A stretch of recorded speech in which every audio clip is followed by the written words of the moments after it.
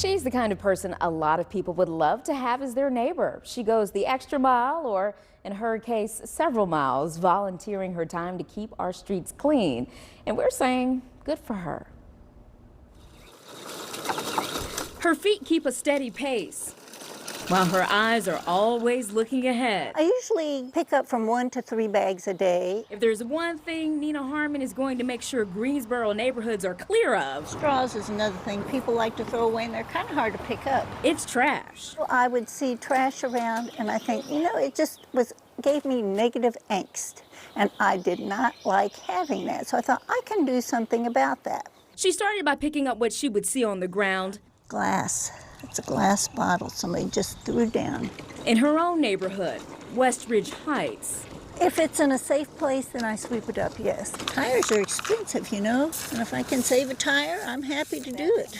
After her bags were full, she would ask people if she could put them in their bins. And sometimes people didn't even want me to put them in their trash cans. And so I thought, well, you know what? It'd be so much nicer if I could have some of those bags that I could just leave. When it got full, I could leave it. She found out about the city of Greensboro's Adopt a Street program.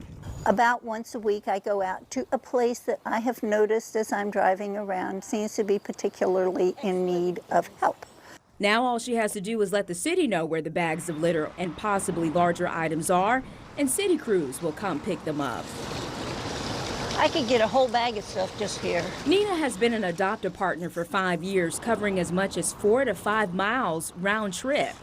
When I'm walking, I can get up to 20,000 steps a day. She's become someone people look forward to seeing. And some of them will roll down their windows and they'll just lean out, wave, like I'm an old friend of theirs. And that's really heartwarming, to tell you the truth. Anyway, When you hear Nina's backstory, you realize serving people comes naturally.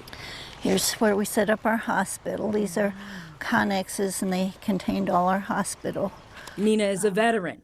She proudly served our country as a U.S. Army nurse for 25 years. I was in the service, active duty, for 3 years, and then went into the reserves with the 312th Evacuation Hospital, which was in every major conflict, starting with way back when. She was in that unit in 1990 during the first Gulf War. In particular, this was our OR. This was our home. It was activated to set up a hospital in Saudi Arabia. So we set up our 400-bed field hospital. We cared for American soldiers, we cared for Allied soldiers, we cared for enemy EPWs, we cared for Iraqi civilians, all during our stay in Saudi Arabia. And that's why her brother gave her the nickname you see on the back of her safety vest, Shoulder Soldier. Shoulder is the side of the road, and soldier because I was in the Army, and I'm fighting to have a clean world.